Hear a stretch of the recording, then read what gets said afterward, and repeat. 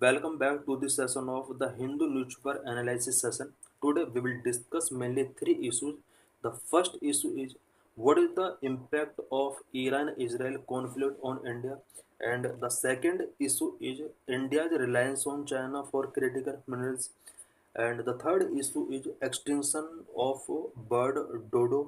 So let's discuss all the issues in detail. How the Israel Iran conflict could affect India. Recently Israel और Iran के बीच में कुछ conflicts चल रहे हैं। इन कॉन्फ्लिक्ट्स का इंडिया के ऊपर क्या असर पड़ सकता है, इससे रिलेटेड इस लेक्चर के अंदर हम कुछ डिस्कशंस करेंगे। Why in news Israel under Operation Rising Lion launched air strike and drone attack on Iran's nuclear and military sites to prevent Iran from advancing towards building an atomic weapon. Israel ने Iran के अंदर operation rising lion के तहत एक कुछ air strikes and drone attack किए हैं। और इन एयर स्ट्राइक और ड्रोन अटैक के अंडर ईरान के कुछ न्यूक्लियर एंड मिलिट्री साइट्स के ऊपर स्पेशली इसने अटैक किया है। इसका मेन ऑब्जेक्टिव है कि ईरान जो कि एटॉमिक वेपन बनने जा रहा है उससे कहीं ना कहीं ईरान को प्रिवेंट किया जाए। In retaliation Iran launched waves of ballistic missile at Israel under operation true promise 3 causing explosion over Tel Aviv and Jerusalem. Retaliation के तौर पर ईरान ने भी कुछ बैलिस्टिक मिसाइल्स का यूज करके इसराइल के अंडर अटैक किए हैं, स्पेशली ऑपरेशन ट्रू प्रोमिस 3 के अंडर। और इसराइल के तेल अवीव एंड जेरूसलम एरियाज में बहुत ज़्यादा एक्सप्लोजन्स इसकी वजह से हुए हैं। What are the reasons for the Iran Israel conflict 2025। Recently जो ईरान इसराइल कॉन्फ्लिक्ट्स चल रहे हैं इनके मेन रीजंस क्या क्या हैं। नंबर वन, हिस्टोरिकल रूट्स इसके क्या हैं। Number two, religious and ideological divide, कैसे इसका एक रीजन बना। Number three, Iran support for anti Israel group. Number four, Jio political rivalry. Number five, Iran nuclear ambitions. Number one, historical roots. The relationship between Iran and Israel has been marred by deep hostility since the 1979 Iranian Revolution. Israel और Iran के बीच जो hostility है वो 1979 से ही continue चले आ रहे हैं। Number two, religious and ideological divide. Iran, governed by Shia Islamic principles, and Israel, a Jewish state, are divided by strong religious and ideological difference. Iran और इसराइल दोनों कंट्रीज के अंदर रिलीजियस एंड आइडियोलॉजिकल डिफरेंस बहुत ज़्यादा है। Iran जो कि Siya Islamic principles के बेस पर गवर्न किया जाता है, वहीं इसराइल एक जुस स्टेट है।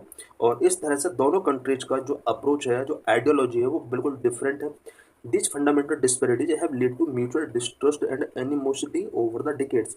ये जो फंडामेंटल डिस्पेरिटीज हमने देखा, इन डिस्पेरिटीज ने दोनों कंट्रीज के बीच में म्यूचुअल डिस्ट्रस्ट एंड एनिमोसिटी को कहीं ना कहीं लीड किया है, जिसकी वजह से ये कॉन्फ्लिक्ट कंटिन्यू चल रहे हैं।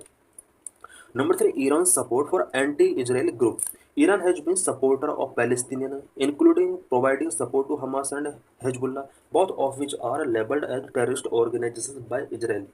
बिकॉज ईरान ने हमेशा पैलेस्तीन लोगों को सपोर्ट किया है, जो कि इसराइल के हमेशा एक एनिमी रहे हैं।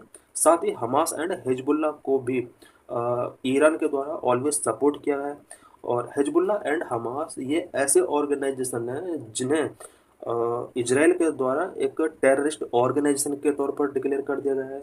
और इन ऑर्गेनाइजेशन का ईरान हमेशा सपोर्टर रहा है।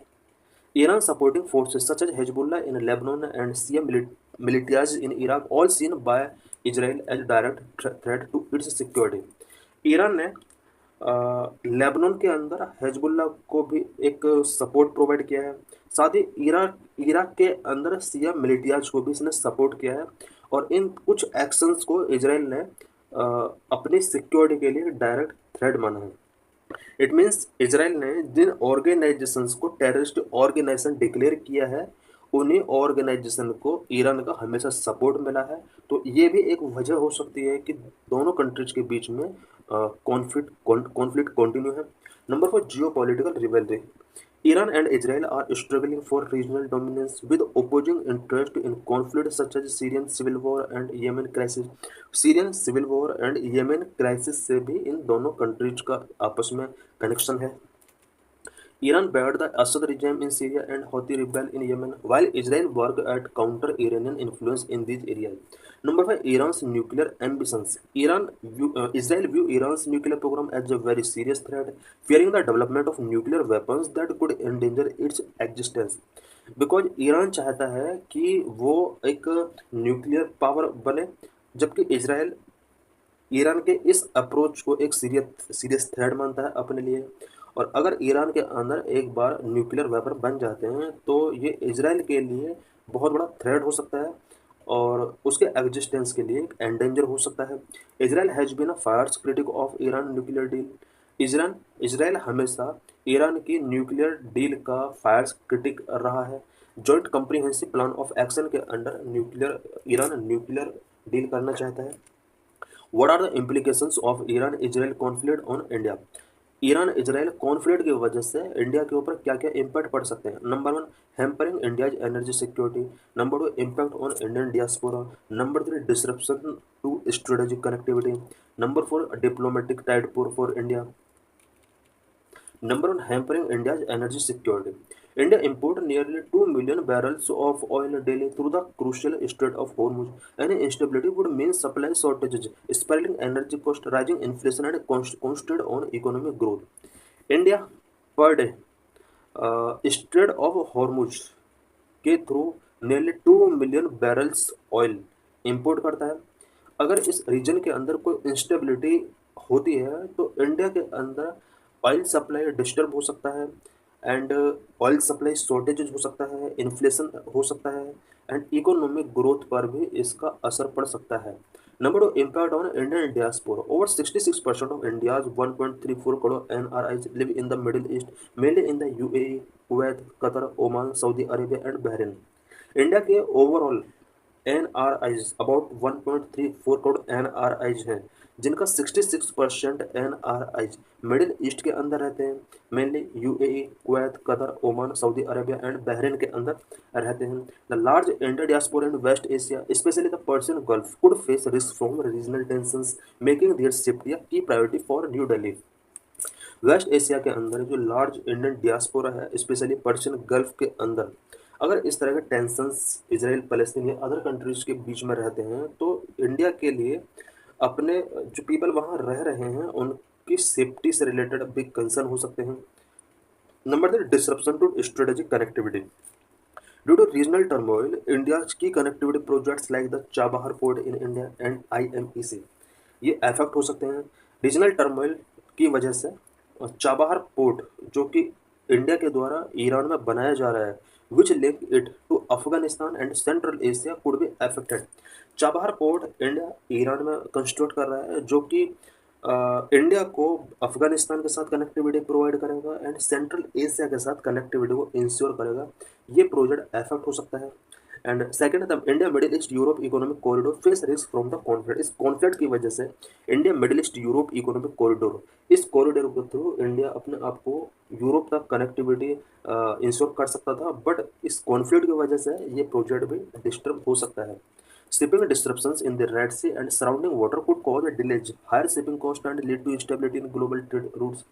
शिपिंग डिसरप्शंस भी रेड सी के अंदर इन कॉन्फ्लिक्ट की वजह से हो सकते हैं और अगर शिपिंग डिसरप्शंस होते हैं तो शिपिंग कॉस्ट हायर होने की पॉसिबिलिटी है और ग्लोबल ट्रेड रूट्स के अंदर इंस्टेबिलिटी भी कहीं ना कहीं लीड हो सकती है। Number 4, diplomatic tightrope for India. India has built strong relations with Israel, specially in areas like defence, technology and innovation.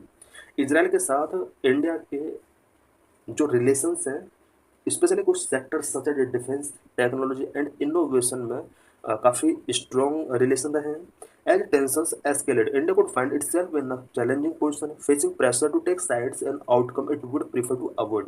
Tensions अगर इसी तरह से कंटिन्यू एस्केलेट होते रहे तो इंडिया के सामने एक ऐसी सिचुएशन क्रिएट हो जाएगी कि वो इसराइल का सपोर्ट करे या फिर ईरान का सपोर्ट करे या न्यूट्रल रहे। Conclusion: the Israel-Iran conflict, rooted in historical, ideological and geopolitical tensions, threaten regional stability and global security. Iran और इसराइल के बीच जो कॉन्फ्लिक्ट है ये historical, ideological and geopolitical tensions के थ्रू रूट हुए हैं और इन कॉन्फ्लिक्ट की वजह से regional stability and global security काफ़ी हद तक थ्रेट हो रही है। For India it creates risk to energy security, diaspora safety and economic stability. India के लिए एनर्जी सिक्योरिटी से रिलेटेड चैलेंज है, डियास्पोरा सेफ्टी से रिलेटेड चैलेंज है, इकोनॉमिक स्टेबिलिटी से रिलेटेड चैलेंजेस हैं। Diplomatic solutions, nuclear non proliferation and regional cooperation are essential to de-escalate hostilities and ensure long-term peace in the West Asia। West Asia के अंदर long term peace को ensure करने के लिए and hostilities को de-escalate करने के लिए डिप्लोमेटिक सॉल्यूशंस पर फोकस करना होगा, nuclear non proliferation and regional cooperation को हमें फोकस करना होगा। A worsening Iran-Israel conflict risks disrupting India's delicate diplomatic balance, which it has effectively maintained over the past decade with Israel, Iran, and the Gulf Arab nations। Because India ने past कुछ decade में Israel, Iran and gulf Arab Nations के साथ अपने जो relation है effectively तरीके से मेंटेन किए हैं। बट करंट का जो इसराइल ईरान कॉन्फ्लिक्ट चल रहा है, इन सभी कंट्रीज के साथ जो डेलिकेट डिप्लोमेटिक बैलेंस था वो काफ़ी हद तक डिसरप्ट हो सकता है। In this lecture, we will discuss about India's reliance on China for critical minerals. The Ministry of Mines in 2023 identified 30 critical minerals which are essential for the nation's economic development and national security. Ministry of Mines ने 2023 में ऐसे 30 critical minerals को identify किया जो कि nation की economic development and national security के लिए बहुत ही असेंशियल है। India is completely depend on China for 10 critical minerals. About 10 critical minerals के लिए इंडिया का चाइना के ऊपर कंप्लीटली डिपेंडेंसी है। It is a concerning issue, ये एक कंसर्निंग इशू है। Is China a dominant player? China have unparalleled dominance in critical minerals due to its vast resource base and strategic investment across the value chain.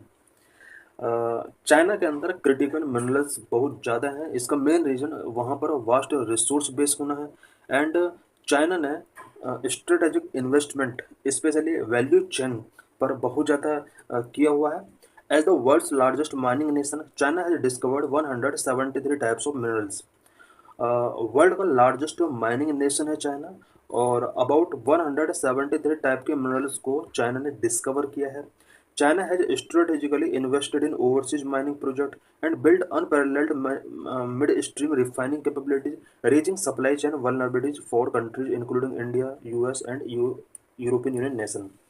China ने overseas mining projects पर strategically investment किया हुआ है and refining capabilities उसका बहुत ज़्यादा big है। उसने रिफाइनिंग कैपेबिलिटी से रिलेटेड इंफ्रास्ट्रक्चर डेवलपमेंट किया है और ये कहीं ना कहीं इंडिया, यूएस और यूरोपियन यूनियन कंट्रीज के लिए एक बहुत ही कंसर्निंग इशू है। China's global market share across various minerals as of 2022। 2022 के अकॉर्डिंग चाइना में वेरियस मिनरल्स का कितना परसेंटेज शेयर है, स्पेशली एक्सट्रैक्शन से रिलेटेड। एंटीमोनी हम देख सकते हैं कि 47% ग्लोबल मार्केट चाइना के अंदर है जबकि 53% अदर वर्ल्ड के अंदर है। बिस्मुथ 73% डोमिनेंस चाइना का है।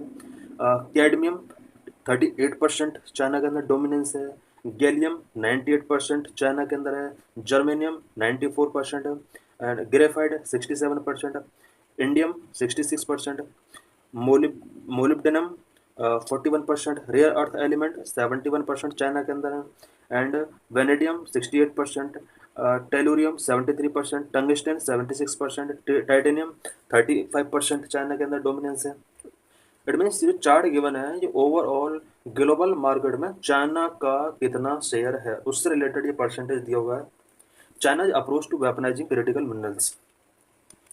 क्रिटिकल मिनरल्स एक्सपोर्ट को किस तरह से चाइना वेपनाइज के तौर पर यूज कर रहा है।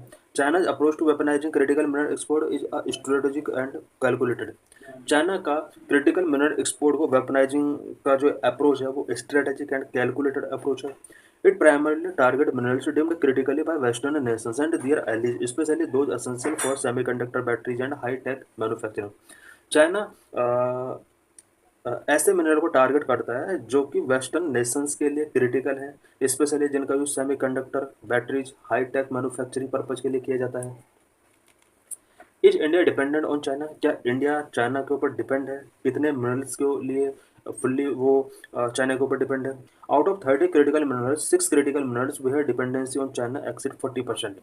ओवरऑल 30 क्रिटिकल मिनरल्स जो कि मिनिस्ट्री ऑफ माइंस ने आइडेंटिफाई किए हैं, जो इंडिया के डेवलपमेंट के लिए बहुत ही नेसेसरी है। इनमें से 10 पर डिपेंडेंसी है, बट 10 में से 6 क्रिटिकल मिनरल्स की जो डिपेंडेंसी है चाइना के ऊपर इंडिया की, वो 40% तक एक्सीड हुआ है लास्ट कुछ ईयर्स में, जिसमें बिस्मुथ 85.6% की डिपेंडेंसी बढ़ी है। Lithium, silicon, titanium, tellurium, graphite, इन सभी क्रिटिकल मिनरल्स से रिलेटेड डिपेंडेंसी इंडिया के चाइना के ऊपर बहुत ज़्यादा इंक्रीज हुई है। Bismuth, primarily used in pharmaceuticals and chemicals, an estimated 80% of globally refining production is done in China. Bismuth जिसका यूज फार्मास्यूटिकल्स एंड केमिकल्स में किया जाता है, ओवरऑल वर्ल्ड प्रोडक्शन का 80% प्रोडक्शन चाइना के अंदर होता है। Lithium critical for electric vehicle batteries and energy storage, China control 58% of global refining. Lithium का यूज इलेक्ट्रिक व्हीकल बैटरीज में एंड एनर्जी स्टोरेज के लिए किया जाता है। 58% तक global refining system, global overall global refining का 58% चाइना कंट्रोल करता है। Silicon vital for solar panels and semiconductors require sophisticated processing technology that few enrich possess. Silicon का use solar panels and semiconductor requirement के लिए किया जाता है। Titanium essential for aerospace and defence application involve high switching cost. Titanium का use aerospace and defence application के लिए किया जाता है। Tellurium, important for solar power and thermoelectric devices, is dominated by China 60% global production share. Tellurium का जो use किया जाता है वो solar power and thermo electric devices में किया जाता है। Graphite use in electric vehicle batteries and steel production, faces supply constant at China control 67.2% of global output including battery grade material. Graphite का use electric vehicle battery and steel production units में किया जाता है। Why does India rely on imports? India ज़्यादातर rare earth element के लिए या critical mineral के लिए इम्पोर्ट्स पर डिपेंड क्यों है? Number one, structural changes. Despite having significant mineral resources, India's heavy reliance on import is due to several structural challenges in its mining and processing ecosystem. Because India के before कुछ structural challenges हैं, और structure challenges mainly mining and processing ecosystem से related है। यही वजह है कि इंडिया को क्रिटिकल मिनरल्स के लिए ज़्यादातर इंपोर्ट्स पर डिपेंड होना पड़ता है। Number two, deep seated minerals. In India many critical minerals are deep seated, requiring high risk investment in exploration and mining technology.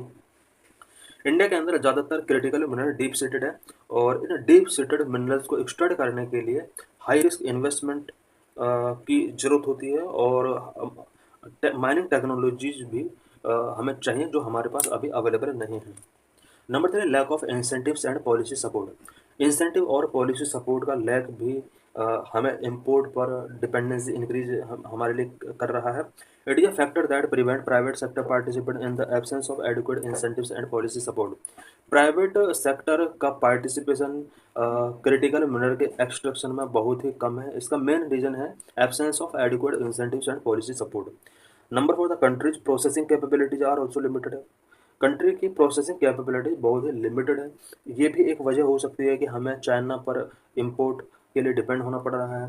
This is particularly evident in case of recently discovered lithium deposit in Jammu and Kashmir, where despite the presence of 5.9 million ton of resources in clear deposit, India lacked the technological capability to extract lithium from such geological formations.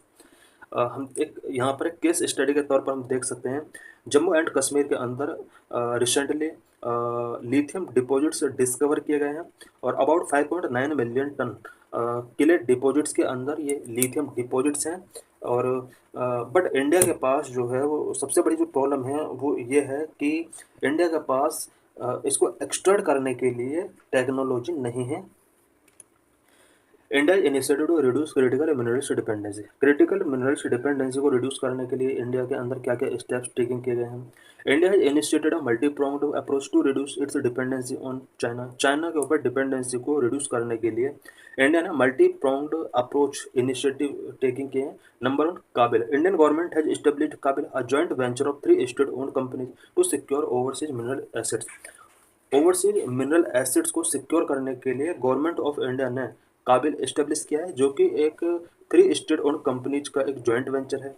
Number two, strategic initiatives. India has also joint strategic initiatives like the mineral security partnership and critical raw material club to diversify its supply sources and strengthen partnership. India ने dependency को कम करने के लिए कुछ joint strategic initiatives taking किए हैं such as mineral security partnership and critical raw material club, so that supply sources raw critical mineral के सप्लाई सोर्सेज को डाइवर्सिफाई किया जाएगा, इंटेंसिफाई किया जा सके। Number 3, more investment in research. India is also investing in research through institutions like the Geological Survey of India and the Council for Scientific and Industrial Research. India ने last कुछ years में research पर investment को boost किया, और ये जो research की जाती है ये कुछ इंस्टीट्यूशंस के थ्रू की जा रही है such as geological survey of India and council for scientific and industrial research, promoting recycling and circular economic practices to reduce virgin mineral dependency. Mineral dependency को रिड्यूस करने के लिए recycling and circular economic practices को promote किया जा रहा है। Number four production linked incentives for extracting critical minerals through recycling also seem promising. Recycling के थ्रू क्रिटिकल मिनरल्स के एक्सट्रैक्शन को प्रोडक्शन लिंक्ड इंसेंटिव के तहत यहाँ पर जितने भी हमारे कंट्री के अंदर क्रिटिकल मिनरल्स हैं उनका रिसाइकलिंग किया जा रहा है। However transitioning away from China will require sustained investment and long term commitment to these various initiatives. हालांकि अगर हम चाइना से अगर जो चाइना के साथ हम इतना ज़्यादा इंपोर्ट करते हैं, अगर इस सिचुएशन को ट्रांजिशनिंग अवे करना चाहते हैं तो इसके लिए सस्टेन्ड इन्वेस्टमेंट की हमें नीड होगी, और साथ ही लॉन्ग टर्म कमिटमेंट हमें वेरियस इनिशिएटिव से रिलेटेड करने होंगे। How dodo birds went extinct. Dodo birds इस अर्थ से किस तरह से ख़त्म हुए, इससे रिलेटेड हम कुछ इंपॉर्टेंट पॉइंट्स इस आर्टिकल के अंदर डिस्कस करेंगे। Papier Maki artisans in Srinagar have given wings to thousands of dodos, a bird that became extinct in 1681 from the world just within 80 years of their interaction with humans and exposure to depleting forest.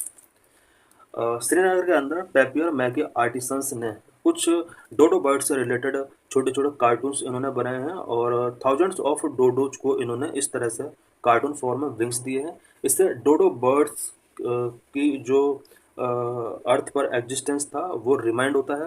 डोडो bird जो कि 1681 में extinct हो गए थे, और ये जो extinct हुए थे इससे पहले 80 ईयर्स पहले ही इनका ह्यूमन के साथ इंटरेक्शन हुआ, और ह्यूमन के इंटरेक्शन की वजह से इनका जो एक्सटिंक्शन हुआ। Dodo were last seen in Mauritius. The bird is important to the place and is national emblem there. Dodo bird lastly Mauritius में देखे गए थे, और मॉरिशस के लिए जो बर्ड थे बहुत इम्पोर्टेंट थे। आज भी मॉरिशस का नेशनल एम्ब्लेम के तौर पर इस बर्ड को जाना जाता है। An ambitious new project, a collaboration between genetic engineering company Colossal Bioscience and the Mauritius wild life foundation promise bring the dodo back to the life in its once native habitat in Mauritius. Dodo bird को bring back करने के लिए एक ambitious new project start किया गया है। इस project के लिए genetic engineering company such as Colossal Bioscience and Mauritian wild life foundation, इन दोनों कंपनीज ने कोलैबोरेशन किया है सो दैट डोडो की लाइफ को दोबारा से मॉरिशस के अंदर लाया जा सके। About dodo, scientific name of dodo is Raphus calculus was a flightless bird that once inhabited the island of Mauritius in the Indian Ocean. Dodo bird का साइंटिफिक नेम रेपस कैलकुलेटस था, और ये एक फ्लाइटलेस बर्ड हुआ करते थे। Indian Ocean के Mauritius island में ये बर्ड पाया जाता था। This was a large flightless bird with a plump body, short legs and a distinctively large hooked beak. ये जो बर्ड था एक लार्ज बर्ड था, फ्लाइटलेस बर्ड था, प्लम्प बॉडी इसका हुआ करता था, शॉर्ट लेग्स इसके हुआ करते थे, distinctively large and hood big इसका हुआ करता था। हम देख सकते हैं पिक्चर में ये डोडो बर्ड है। Dodo were about 3 feet 1 metre tall and could weigh around 20 to 23 kg। Dodo का जो हाइट था टॉल थी वो 3 फीट टॉल थी, एंड 1 मीटर इसका टॉल हुआ करता था, and around 20 to 23 kg weight को ये बियर कर सकते थे। It is believed that dodos were primarily herbivores feeding on fruit, seeds and possibly small animals. ऐसा बिलीव किया जाता है कि डोडो जो थे वो हर्बीवोर्स हुआ करते थे और फ्रूट सीड्स ये खाया करते थे, और ऐसा भी एक्सपेक्ट किया जा रहा है कि स्मॉल एनिमल्स को भी ईटिंग किया करते थे। Due to the lack of natural predators on Mauritius, they had no fear of humans, which ultimately contributed to their downfall. Because Mauritius के अंदर लैक ऑफ नेचुरल प्रेडेटर यानी नेचुरल प्रेडेटर्स वहाँ नहीं थे, और यही वजह है कि डोडो बर्ड को ह्यूमन का भी कोई डर नहीं था और ह्यूमन ने इजीली तरीके से इसको प्रे करना स्टार्ट कर दिया, शिकार करना स्टार्ट कर दिया, जिसकी वजह से इन बर्ड्स का डाउनफॉल हुआ. These lived in the dense forest of Mauritius, an island that provided a unique ecological place with abundant food resource and no natural predators. ये जो बर्ड थे ये मॉरिशस के डेंस फॉरेस्ट के अंदर रहा करते थे, जो कि एक आइलैंड कंट्री है, और इस फॉरेस्ट के अंदर इन बर्ड्स को एक यूनिक इकोलॉजिकल प्लेस मिला हुआ था. फूड रिसोर्स यहाँ पर इनके लिए बहुत ज़्यादा थे, बट यहाँ पर कोई नेचुरल प्रेडेटर इन बर्ड्स के बिफोर नहीं था, और यही वजह है कि इन बर्ड्स के अंदर किसी टाइप का फियर नहीं था. ह्यूमन का जब इनके साथ इंटरेक्शन हुआ तब भी इन बर्ड्स के अंदर कोई फियर नहीं था, और ह्यूमन ने इजीली तरीके से इनका प्रे कर लिया, शिकार कर लिया. They were endemic to Mauritius and did not exist anywhere else in the world. ये जो बर्ड थे ये ओनली मॉरिशस तक लिमिटेड थे, बाकी वर्ल्ड में कहीं भी इनका एग्जिस्टेंस नहीं था. Why revive the dodo. Dodo को रिवाइव करने की क्यों जरूरत पड़ी? Ecological restoration. Many scientist believe reintroducing the dodo to Mauritius could aid in restoring its fragile ecosystem. इसके फ्रेजाइल इकोसिस्टम को रीस्टोर किया जा सकता है अगर डोडो को दोबारा से रिवाइव किया जाता है. Dodo had a role in dispersing seeds of large fruits fruited plants. Restoring this process might help rejuvenate certain aspect of island flora and fauna. डोडो का बहुत बड़ा रोल रहा है नेचर में, बिकॉज ये लार्ज फ्रूटेड प्लांट्स के seed के dispersal के लिए एक इम्पोर्टेंट रोल प्ले करते थे, और मॉरिशस आइलैंड के फ्लोरा एंड फोना के आस्पेक्ट से अगर देखा जाए तो ये इसको रिजुविनेट किया जाना बहुत ज़रूरी है. Symbol of extinction. The dodo's extinction is synonymous with human-caused extinction, making it a symbolic to highlight the impact of human actions on biodiversity. डोडो का एक्सटिंक्शन होना ये कहीं ना कहीं ह्यूमन कॉज्ड एक्सटिंक्शन का एक बहुत बड़ा एग्जाम्पल है, बिकॉज ह्यूमन के कॉन्टेक्ट में जैसे ही ये बर्ड आए उसके 80 ईयर्स के अंदर इन बर्ड्स का नंबर एक्सटिंक्ट हो गया. How scientist plan to revive the dodo. Dodo को रिवाइव करने के लिए साइंटिस्ट लोग प्लान कर रहे हैं, बट ये क्या प्लानिंग है? Genome sequencing. Genetic have sequenced the dodo entire genome using DNA extracted from a specimen. एक स्पेसिमेन के थ्रू डोडो के डीएनए को एक्सट्रैक्ट किया गया है. Comparison with the genome of the Rodrigues solitaire. The dodo's closest extant relative help identify unique dodo traits. Current में एक रॉड्रिग सोलिटायर के जीनोम के साथ इसका कंपेयर किया गया तो ऐसा फाइंड आउट हुआ कि ये जो था ये रॉड्रिग जो था वो डोडो के क्लोजेस्ट एक्सटिंक्ट रिलेटिव रहे हैं इसके. Practical implications. Using the genome information, scientists added the primordial germ cell of the Nicobar pigeon. The dodo is closed living relative to express dodo like physical traits. डोडो का एक क्लोजर्ड living relative जो है वो Nicobari pigeon है. इस Nicobari pigeon के अंदर कुछ जीनोम एडिट करके यहाँ पर इसके बॉडी के अंदर डाले जाएंगे, और डोडो लाइक फिजिकल ट्रेट्स इसके अंदर शो होंगे. These edited PGCs would be implanted into sterilized chickens, acting as inter-species surrogates for dodo reproduction. ये जो एडिटेड PGCs होंगे इन्हें स्टेलाइड चिकन्स के अंदर इम्प्लांट किया जाएगा, और इन चिकन के अंदर जो इनका जो एक्ट होगा वो इंटर स्पीसीज सरोगेट के तौर पर इन्हें यूज किया जाएगा, और बाद में डोडो का रिप्रोडक्शन इसके थ्रू किया जा सकता है. So thanks for watching this.